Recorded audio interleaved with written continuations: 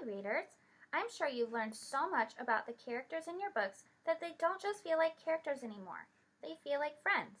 And here's the thing about someone you know as well as a friend. Being an expert in knowing a character that well means that you can do some special thinking about them. Today, I want to teach you that when you're an expert on a character, you can understand that character like you understand your best friend. You can think, why did he do this? Or, why did she do this? And then you can think of the answers to those questions too. Have you ever been in a conversation with a whole group of kids and you look over at your best friend and you see that he's looking really upset or really mad? And for a moment you think, why is he mad? But then because it's your best friend, you can think back over everything and say, oh, I bet I know what got him so upset. That's what it means to be a best friend. You get the person. You can figure out why that friend does stuff.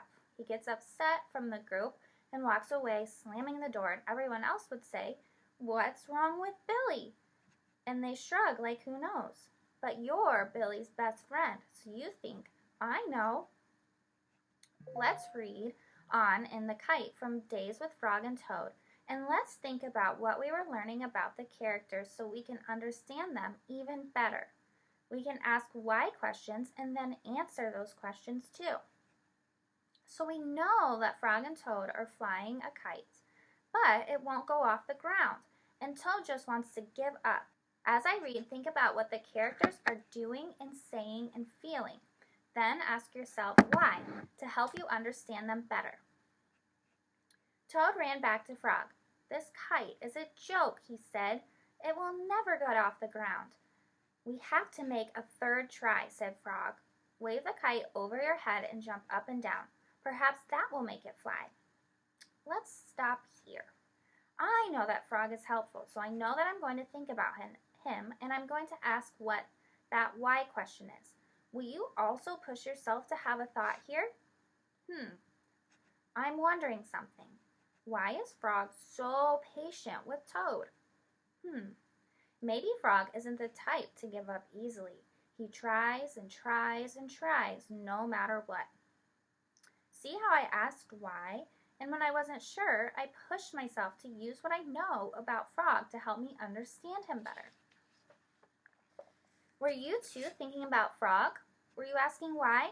Were you wondering something? Let me reread this passage again. Sometimes it helps to first name what you know about a character. Some details I know about Toad are he gives up easily, or he's lazy, or he's feeling frustrated. Now, I need to push myself to think even more about Toad. You can think about Toad just like you would a friend and ask yourself why he's feeling or acting the way that he is. Then grow ideas to answer your questions. You might be wondering, why does he get so frustrated so quickly?